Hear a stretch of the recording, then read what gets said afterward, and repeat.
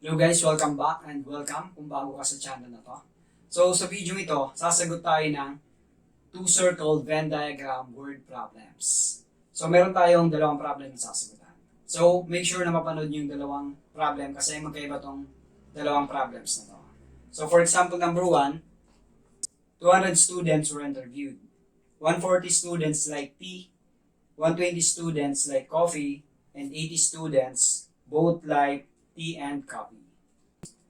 And then the questions, for letter A, how many like only tea? For letter B, how many like only coffee? And for letter C, how many like neither tea nor coffee? So first step natin, gawa muna tayo ng Venn diagram. So itong rectangle natin is yung universal set natin. Itong blue circle natin is yung tea.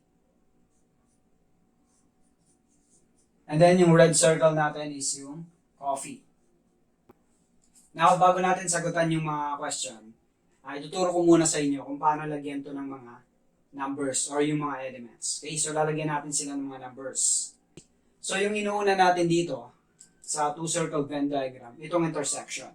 So dahil intersection to ng tea and coffee, so yung elements natin dito is yung number of people who like both tea and coffee.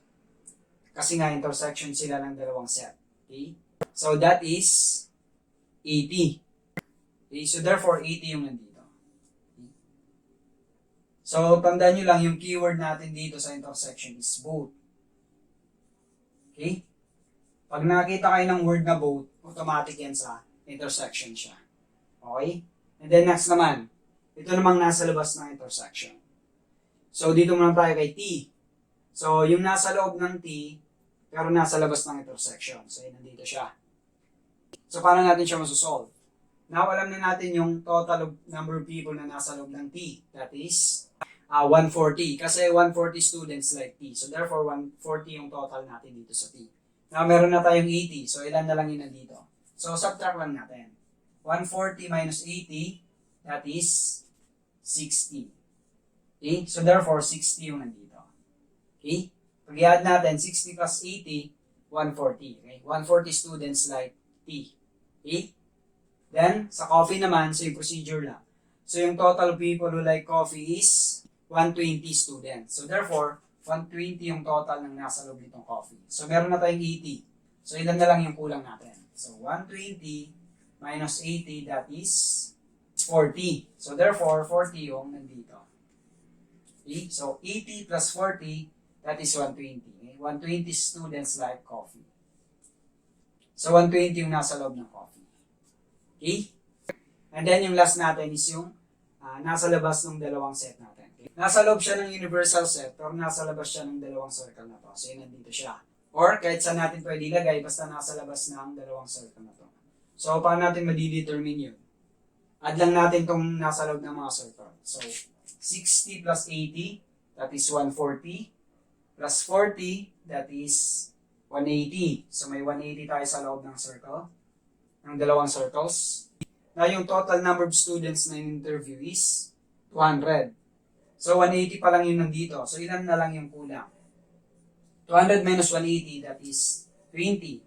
So, ibig sabihin, 20 yung nasa labas ng dalawang circle natin. Okay? So, kung i-add natin to, 20 plus 60 plus 80 plus 40, yung total na is 200. Kasi 200 yung nasa loob ng ating universal set. Which is the number of students who were interviewed. Okay?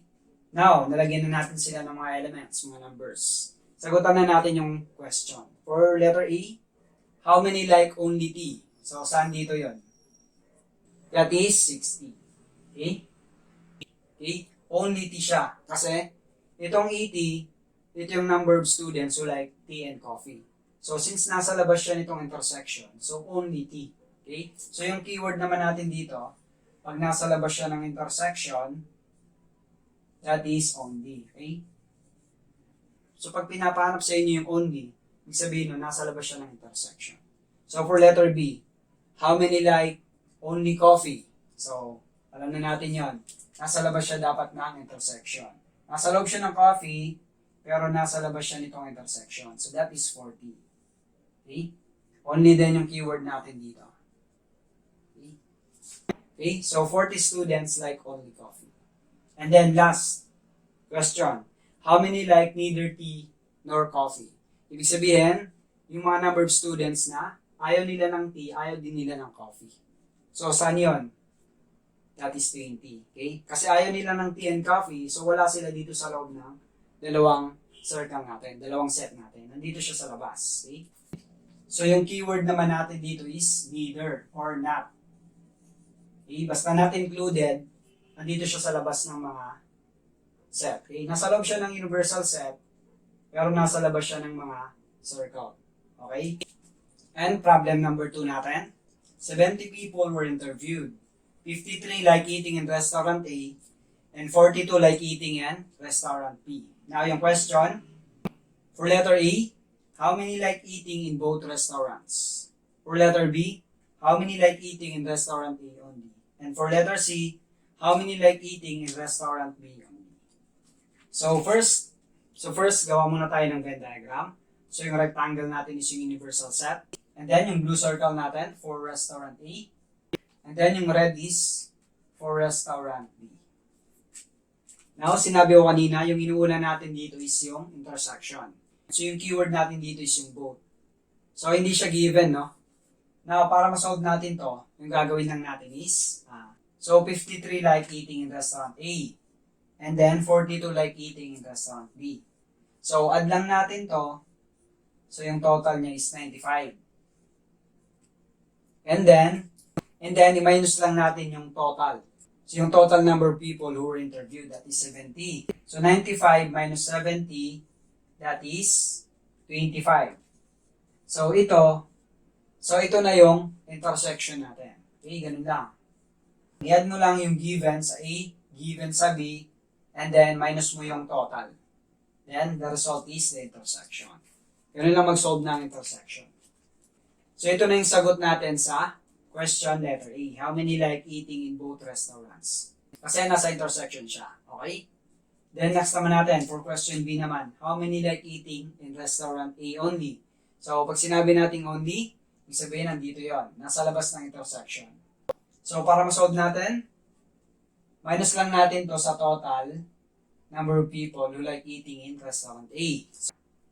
That is 53. So 53 minus 25. That is 28. Okay? So therefore, 28 like eating in restaurant A only. So ito na yung sagot natin sa letter B.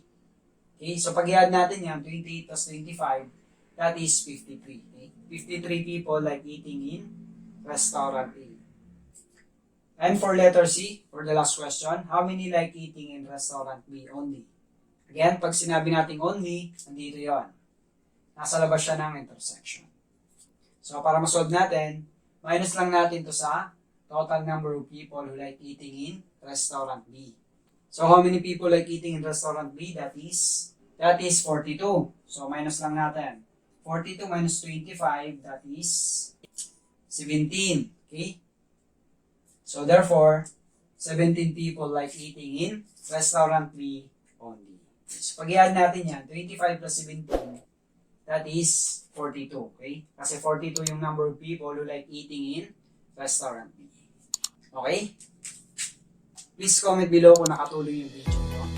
Thank you for watching and don't forget to like.